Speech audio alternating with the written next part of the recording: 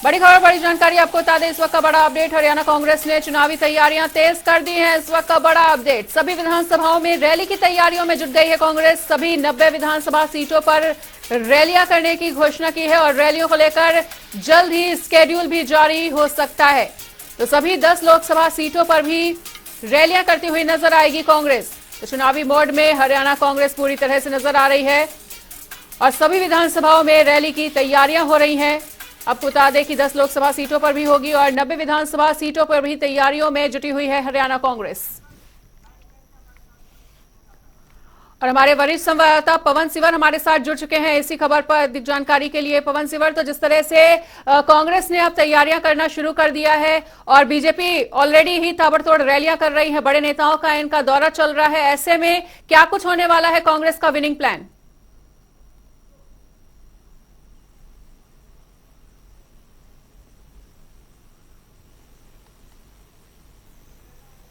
बिल्कुल, देखिए, भारतीय जनता पार्टी ने केंद्र की मोदी सरकार के 9 साल के कार्यकाल के पूरा होने के बाद देश भर में देश की सभी लोकसभा की जो सीटें हैं वहां पर रैलियां आयोजित की हैं। और अगर हम हरियाणा की बात करें तो हरियाणा में सभी लोकसभा क्षेत्रों में भारतीय जनता पार्टी की जो रैलियां हैं वो 30 जून को खत्म हुई है और केंद्रीय मंत्री जो है वो हर लोकसभा स्तर की रैली में पहुंचे हैं। केंद्रीय गृह मंत्री अमित शाह ने सिरसा से 18 जून से हरियाणा की रैलियों की शुरुआत की थी, जिसके बाद 30 जून तक लगातार सभी लोकसभा क्षेत्रों में भारतीय जनता पार्टी ने रैलियां की और 2024 के मिशन में भारतीय जनता पार्टी पूरी तरह से इन रैलियों के दौरान नजर आई थी।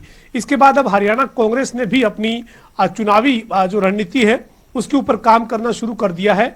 हरियाणा कांग्रेस के जो नवनियुक्त प्रभारी हैं दीपक बाबरिया ने पिछले दिनों 2 दिन तक चंडीगढ़ में पार्टी के नेताओं के साथ बैठक की थी। पार्टी के जो वरिष्ठ पदाधिकारी हैं उनके साथ चर्चा की थी और दीपक बाबरिया ने इस दौरान बड़े नेता हैं उनके साथ 1-to-1 भी बातचीत की थी।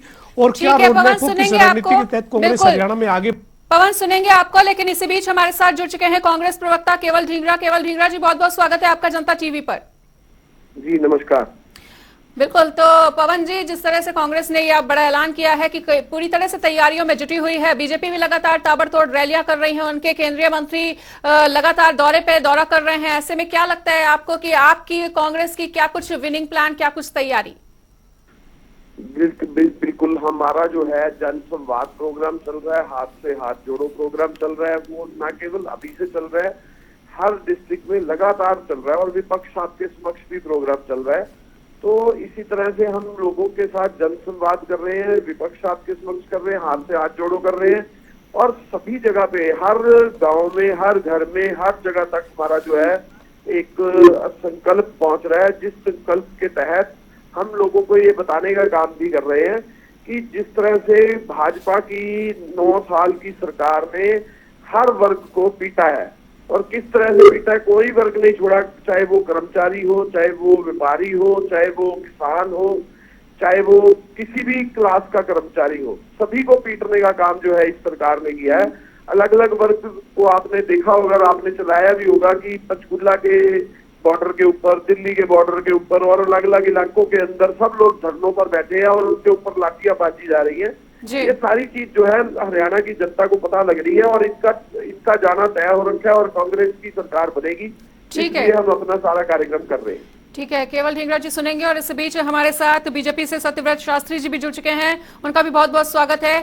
सत्यव्रत जी, जिस तरह से अभी आपने तमाम बातों को सुना केवल ढींगरा जी को, और लगातार ये विपक्ष जो मुद्दे उठा रहा है उनसे निपटने के लिए बीजेपी की क्या कुछ तैयारी और कांग्रेस के विनिंग प्लान को देखते हुए, तमाम चीजों को देखते हुए आप भी इस बार चुनावी मैदान में उतरी हुई है, कितना तैयार समझ रही है आगामी पार्टी के लिए अपने आप को भाजपा?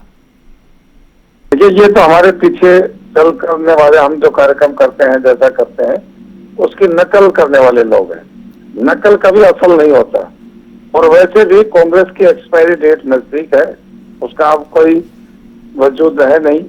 जिस प्रकार से उछल कूद कर 1-2 जगह चुनाव जीत जाते हैं तो ये लोग लगते हैं कि कांग्रेस ने पता नहीं क्या कर दिया। कांग्रेस जो केवल ढींगरा जी कर रहे थे कर्मचारियों पर लाठी, अरे भैया, कानून व्यवस्था को नियंत्रण रखने के लिए लाठियां तो सब सरकारों ने चलाई होंगी, लेकिन गोलियों के मार केवल कांग्रेस के समय में। कर्मचारी यदि गोली की मार से मरा तो वो केवल कांग्रेस के राज में, उस बात को लोग भूले नहीं है। और कर्मचारियों के लिए जो हमने कर दिया, चाहे उनके बीमे की बात हो, चाहे उनको ट्रांसफर पॉलिसी की बात हो, तो आज कोई व्यक्ति ये नहीं परेशान, आगे यदि सत्ता में हो तो मैं नजदीक जाऊंगा, मैं अच्छी जगह बैठूंगा, विपक्ष का आदमी हो कहीं भी जाएगा। इस प्रकार की पार्शियलिटी कांग्रेस के समय में इन लोगों ने फैलाया था। कास्ट पर इनका धंधा था, जमीनों के प्रॉपर्टी डीलरों की सरकार के रूप में भूपेंद्र हुड्डा की सरकार को लोगों ने माना। कोई किसान रात को सोता तो सुबह ये नहीं पता चलता था कि तेरी जमीन पर डाका किसका पड़ेगा।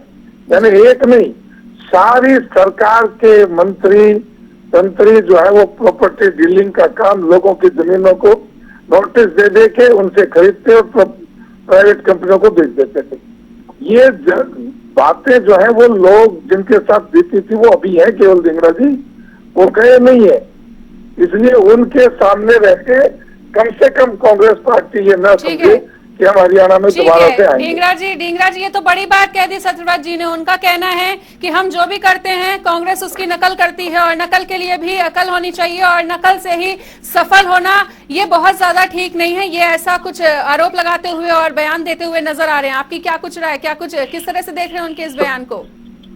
सबसे बड़ी बात है ये झूठी पार्टी है, झूठ बोलती है। इन्होंने ये कहा कि हमारे टाइम पे गोलियां चली, एक भी कोई इंसिडेंट बता दे जिसमें कोई गोली चली हो। इनके टाइम पे अरे रोहतक में राजकुमारी मारी गई, वो रामपाल का मामला हो, चाहे वो जाट रक्षण का मामला हो, चाहे वो राम रहीम का मामला हो, और 100 आदमी पुलिस की गोलियों का शिकार हुए और छाती और माथे पे गोलियां चलाएगी जिससे 100 आदमी मरे और कई घायल हुए। ये तो इनके टाइम पे हुआ। 700 किसान बॉर्डरों पर शहीद हुए, इनके टाइम पे हुआ। हमारे टाइम पे ना कभी गोली चली, ना कोई आदमी इस तरह से कोई भी वो हुआ। और दूसरी बात ये, जहां तक ये बात कर रहे थे अभी कि प्रॉपर्टी डीलर थे, वो थे, ये थे, एक भी कोई चीज साबित कर पाए? कुछ भी नहीं कर पाए साबित। कोई भी ऐसी हमने गलत काम किया ही नहीं जिसको ये साबित कर पाए। झूठ बोलने की सरकार है भारतीय जनता पार्टी का झूठ और कांग्रेस के अच्छे काम ये लोग अब समझ रहे हैं और इनका चलता करना इनका तय है। ढींगरा जी ये कहीं ना कहीं मुद्दे से भटक रहे हैं। हम विनिंग प्लान पे बात कर रहे हैं कि क्या कुछ विनिंग प्लान भाजपा का होने वाला है, क्या कुछ विनिंग प्लान कांग्रेस का होने वाला है। हमारे साथ हमारे वरिष्ठ संवाददाता पवन सिवर भी लगातार जुड़े हुए हैं। पवन जी, अगर आपके मन में भी कोई सवाल हो, आप भी पूछना चाहें तो पूछ सकते हैं। हमारे साथ सत्यव्रत शास्त्री जी और केवल ढींगरा जी जुड़े हुए हैं। इनकी तमाम बातों को आपने भी सुना।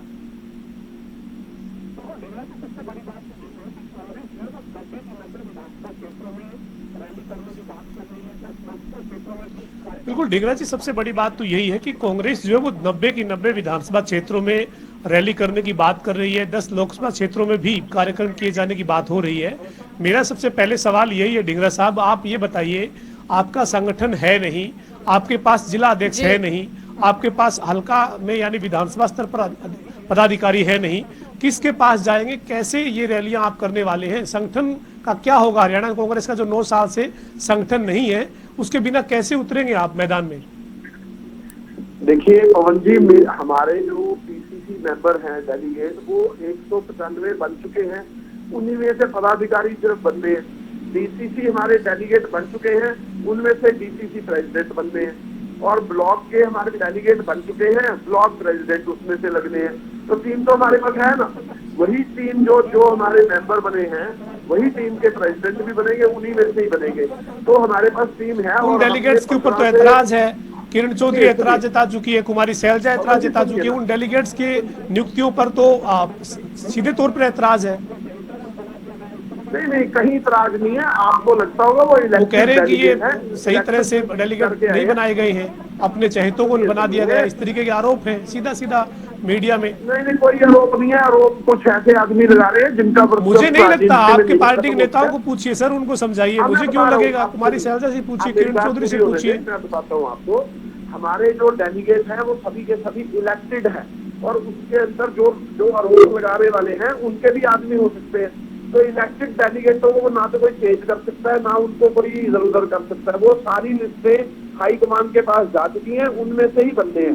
दूसरी बात जो आप कह रहे हो कि हम कैसे लड़ेंगे, तो बता रहा हूँ। जो 2019 में हमने जब लड़ा था तो 15 सीटें थी हमारी और 15 से हम 31 आए। तो उस समय तो डेलीगेट का चुनाव भी नहीं हुआ था, उस समय तो 30 डेलीगेट भी नहीं बने थे, अब तो सारे बन चुके हैं। और अब जब चुनाव में जाएंगे तो 30 से हम 70-75 पार करेंगे। और लेकिन ये बात तो कुमारी शैलजा कह ही रही है कि ये बात तो कुमारी शैलजा कह रही है, ढींगरा साहब, ये बात तो कुमारी शैलजा कह रही है कि 2005 के बाद हरियाणा में कांग्रेस कमजोर हो गई। ढींगरा साहब, ये बात तो कुमारी शैलजा कह रही है कि 2005 के बाद हरियाणा में कांग्रेस मनीषा जी, इसकी आदत खराब है केवल ढींगरा की, ये क्यों बोलते हैं जब दूसरा कोई बोलता है तो? आपकी जो आदत है ना, एक मिनट सुनिए मेरी बात। आपने जो शैलजा जी ने 2005 की बात कही, मैं 2005 की बात नहीं कर रहा, मैं डिबेट करने आके थे, कहाँ करने आते हैं। ढींगरा जी आपकी बात को सुनेंगे, ढींगरा जी आपकी बात को सुनेंगे। बीजेपी प्रवक्ता सत्यव्रत शास्त्री जी भी कुछ कह रहे हैं, उनका भी रिएक्शन ले लेते हैं। जी बोलिए। तो मेरा जो देखिए, मेरा कहना है कि डिबेट करवाओ तो कम से कम एक समय में एक आदमी बोले, उस बात को जवाब दे। अब ये कंटिन्यू डिस्टर्बेंस से करते हैं, ये आते ये सोच के कि भाई हमें केवल अगले को सुनने नहीं देना। अरे तुम नहीं सुनने दोगे तो पब्लिक को बेवकूफ है क्या? शास्त्री जी आपके पास भी मौका है, आप भी अपनी बात रखें। बिल्कुल, मैं कह रहा था अभी कितनी देर तक डिस्टर्बेंस रहा, ये कोई तुक नहीं है। मैं ये कहना चाहता हूँ कि कांग्रेस कह रही है कि हमारे शासन में गोली नहीं चली और भारतीय जनता पार्टी में सैकड़ों आदमी मर गया। कहीं हुआ क्या सैकड़ों आदमी मर गए? ये केवल अपराधी तत्वों को संरक्षण देने वाली पार्टी है। चाहे जाट आंदोलन के दौरान इन्होंने गड़बड़ की हो, चाहे किसी भी समय की, ये अपराधी तत्वों को सहारा देकर राजनीति के सीढ़ियां चढ़ने चाहती है कांग्रेस। वो जमाने गए। अब जनता स्वच्छ प्रशासन, सेवा भाव का करने वाले लोगों को देखती है। और जिस प्रकार से कोरोना काल के अंदर भारतीय, अभी देखो यही आदत है, यही आदत है इसकी, इसके लिए सब सीख के ही आते हैं, ये सब यही सीख कर आते हैं कि अगले को बोलने नहीं दो, अपने समय में कहने के लिए कुछ है नहीं, दूसरा कोई बात रखे उसको रखने मत दो। तुम्हारा जो अहंकार है ना, तुम्हारा जो ये मूर्खतापन कदम है कि दूसरे को डिस्टर्ब करो, जनता तुम्हें चाहेगी। जनता आज वो जमाना गया जो केवल भ्रम में रहते थे। आज सोशल मीडिया का जमाना है, पारदर्शिता की सरकारें हैं। ठीक है, हमारे यहाँ किसी प्रकार की कोई भ्रष्टाचार, कोई रिश्वत। ठीक है सत्यव्रत जी, ठीक है, एक लाइन में केवल ढींगरा जी, सिर्फ एक लाइन में आपका रिएक्शन। मैंने इनसे पूछा था जो 700 किसान शहीद हुए उस पे क्या कहेंगे, जो 100 आदमी पुलिस की गोली का शिकार हुआ उस पे क्या कहेंगे, तो ये कांग्रेस पे ठीकरा बोलते हैं। बताइए, सरकार इनकी, नाम कांग्रेस का, तो फिर आप कार्रवाई कर लेते, प्रकाश सिंह कमेटी की रिपोर्ट पढ़ लेते। ठीक है, उसमें तो लिखा हुआ है कि सरकार दोषी है। ठीक है, उस रिपोर्ट को सार्वजनिक कर दीजिए, ठीक है, जनता को भी पता लगे ठीक है। सरकार दोषी। पवन जी, एक लाइन में आपका कंक्लूडिंग रिएक्शन। पवन, एक लास्ट कंक्लूडिंग रिएक्शन। आवाज आ रही है?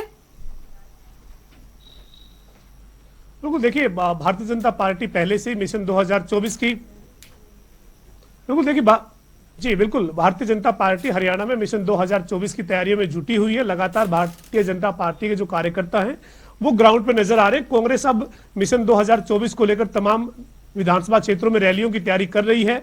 बहरहाल देखना यही होगा कि इन रैलियों का प्रारूप क्या रहेगा। उससे पहले हरियाणा कांग्रेस का संगठन बन जाएगा या बिना संगठन के ही ये रैलियां कांग्रेस करती हुई दिखेगी आने वाले दिनों में। जब तक इन रैलियों का शेड्यूल आएगा और पार्टी की संगठन की सूची आएगी, उसमें देखना होगा कितना जो वो कब तक ये कांग्रेस कर पाएगी। जी ठीक है, तीनों का हमारे साथ जुड़ने के लिए बहुत बहुत शुक्रिया। पवन सेवर हमारे सहयोगी हमारे साथ जुड़े हुए थे और दोनों मेहमानों का भी हमारे साथ जुड़ने के लिए बहुत बहुत शुक्रिया। और